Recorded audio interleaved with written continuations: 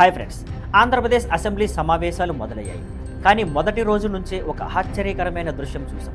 సభలో సభ్యులు హాజరు చాలా తక్కువ ఉంది. మొదటి కూటమి కలిపి 164 మంది ఎమ్మెల్యేలు ఉన్నారు. కానీ మొదటి రోజు హాజరైన వారు 45 మంది కంటే కొద్దిగా ఎక్కువ.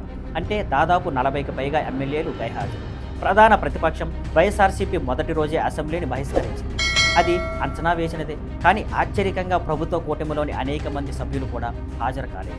సభ ప్రారంభానికి ముందే ముఖ్యమంత్రి చంద్రబాబు నాయుడు గారు, ఉప ముఖ్యమంత్రి పవన్ కళ్యాణ్ గారు, స్పీకర్ అయ్యన్న పాత్రుడు గారు సభ్యులకు స్పెషల్గా మెసేజ్ ఇచ్చి అందరూ తప్పక హాజరు కావాలి, ముఖ్యమైన బిల్లులు ఆమోదం పొందాలి అని చెప్పారు. కానీ హాజరు తక్కువగా ఉండటం చూసి అసెంబ్లీ స్పీకర్ కూడా అసంతృప్తి వ్యక్తం చేశారు. సభ అంటే కేవలం చర్చలు కాదు, ప్రజలు సమస్యలపై నిర్ణయాలు తీసుకునే వేదిక. ప్రభుత్వం మొదటి రోజు 4 కీలక బిల్లులను ప్రవేశపెట్టాలని, చర్చించి ఆమోదించాలని ప్లాన్ చేసింది. హాజరు తక్కువ ఉండటం వల్ల సభలో చర్చలు తక్కువగా జరిగాయి. ముఖ్యమైన చట్టాలు త్వరగా ప్లాన్ చేయడానికి ఇబ్బందులు వచ్చాయి. రాజకీయ విశ్లేషకులు చెబుతున్నది ఏంటంటే, ఇలాంటి హాజరు సమస్యలు ఎక్కువైతే ప్రభుత్వ అజెండా నెమ్మదిస్తుంది. ప్రజలు ఎమ్మెల్యేలపై నమ్మకం కోల్పోతారు. ప్రజలు ఎన్నుకున్న ప్రతినిధులు సభలకు హాజరు కావడం, చర్చల్లో పాల్గొనడం వారి కర్తవ్యమని అందరూ గుర్తుంచుకోవాలి.